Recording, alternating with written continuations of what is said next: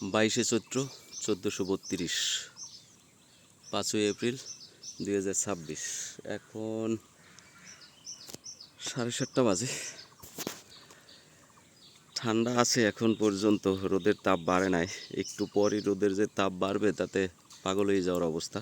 যাই হোক, যে কারণে ভিডিওতে আসছি, যে ভয়টা পাইছিলাম ওইটাই হয়েছে। আমার যে গরুটা লাম্পিতে আক্রান্ত হয়েছে ওইটা গতকাল রাতে মারা গেছে।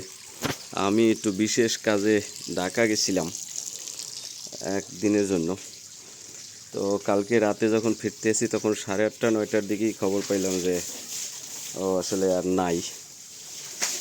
তো লাম্পি অনেক জায়গায় শুনছি বিভিন্ন সিরিয়াস অবস্থা হয়, দেখছি,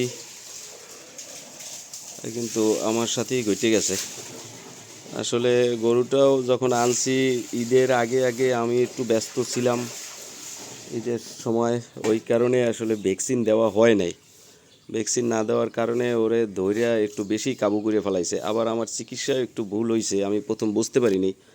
জ্বর আর একটু পাওয়ারফুল, আমি ভাবছি 3 দিনের বাদ জ্বর, এই জন্য ওরে অ্যান্টিবায়োটিক দিছিলাম, কিন্তু অ্যান্টিবায়োটিক দেওয়ার কারণে আরও দুর্বল হয়ে গেছে। আবার আমি একদিন ছিলাম না, ওর জ্বর বাইরে গেছে, ওর গায়ে হাত দিয়ে বোঝা যায় না কিন্তু ভিতরে জ্বর আছিল, থার্মোমিটার দিয়েও মাপতে পারে নাই।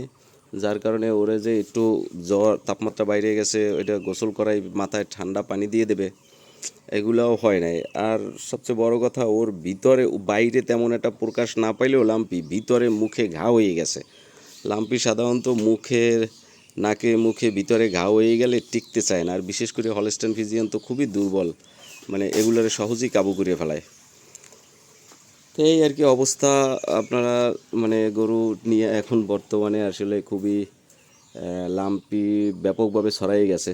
তা আমার হিসাবে অনেকেই হয়তো লাম্পির ভ্যাকসিন 2,000 টাকা দাম, একটা দুইটা গরু থাকলে অনেকে দিতে চায় না, কিন্তু দেখা গেছে অনেক বড় ক্ষতির চেয়ে 2,000 টাকা দিয়ে যদি একটা গরুরও দেওয়া লাগে তাও তাও ভালো।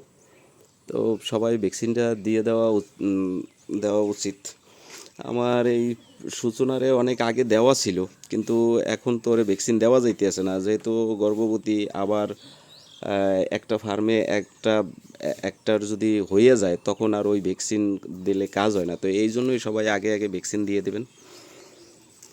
হয় আর কি, এগুলা লাইভ স্টক, জীবন্ত জিনিস, একটু অবহেলা গাফলতি করলে যে কোনো সময় যে কোনো কিছু ঘটে যেতে পারে। এসব নিয়ে আমার একটা শিক্ষা হয়ে গেল যে এইসব ক্ষেত্রে লাইভ স্টক নিয়ে কোনো আসলে এই যে সময় ক্ষেপণ করা যাবে না। যখন এটা তখনই করতে হবে, যে আজকে না কালকে করি, 2 দিন পরে করি, আবার এতগুলো টাকা দিয়ে দেবো, আসলে এইসব চিন্তা ভাবনা করলে ফার্মিং হবে না, এরকম দুর্ঘটনা ঘটে যাইবে। যাই হোক, এটা শিক্ষা হইল।